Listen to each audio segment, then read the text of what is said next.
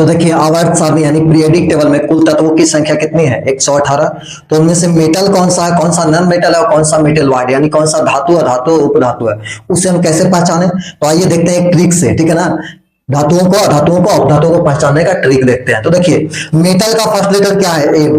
तो जो भी धातु होगा उसके लास्ट में एम ही आएगा, ठीक है ना। जैसे देखिए लिथियम एम आया, सोडियम लास्ट में एम आया, मैग्नीशियम एम आया, अल्मुनियम एम आया, calcium, gallium, aurum, argentum, ferrum, zincum, cobaltum, nickelum, ठीक है ना। पोटेशियम सब में क्या रहा? लास्ट में एम आ रहा। जिसमें एक अपवाद भी है, वो क्या है? मैग्नीज। मैग्नीज धातु है लेकिन फिर भी लास्ट में एम नहीं आ रहा, तो अपवाद आपको याद रखना पड़ेगा, यानी एक्सेप्शन, ठीक है ना। अब एक्सेप्शन तो हर चीज में होता ही है ना।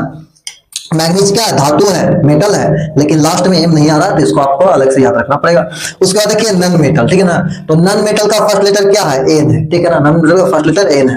तो जो भी नन मेटल रहेगा उसके लास्ट में एन आएगा या फिर एन ई आएगा, एन या एन ई। देखिए हाइड्रोजन में लास्ट में एन है, कार्बन में लास्ट में एन है, nitrogen N, oxygen N, neon N. जैसे कि फ्लोरीन, फ्लोरीन में एन ई। हमने क्या बोला कि नन मेटल में लास्ट में एन आया या फिर एन ई आएगा, ठीक है ना। देखिए क्लोरीन में एन आ रहा, आर्गन, ब्रोमीन, ठीक है ना। ब्रोमीन में भी लास्ट में एन आता, आयोडीन, आयोडीन में भी एन आता है ना।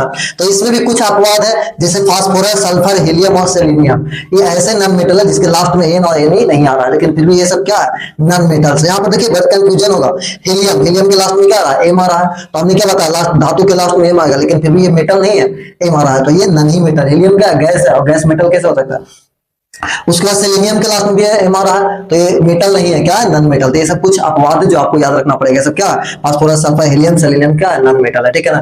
अब मेटल वाइड क्या होता है? तो यानी उपधातु। मेटल वाइड मतलब उपधातु, जिसमें धातु और धातु दोनों का गुण होता है, ठीक ना। यानी धातु का भी गुण और धातु का भी गुण होता है, वो होता है मेटल वाइड। देखिए इसमें धातु का भी गुण आ रहा है, यानी एन भी आ रहा है कुछ में और कुछ में एम भी आ रहा है, ठीक है ना। तो समझ में आ रहा होगा। तो देखिए अब हम लोग उपधातु को डायरेक्ट, ये जो उपधातु है ना, हमारे पीरियोडिक टेबल में कुल उपधातु की संख्या 7 है, तो इसको डायरेक्ट याद ही कर लेना है ट्रिक से।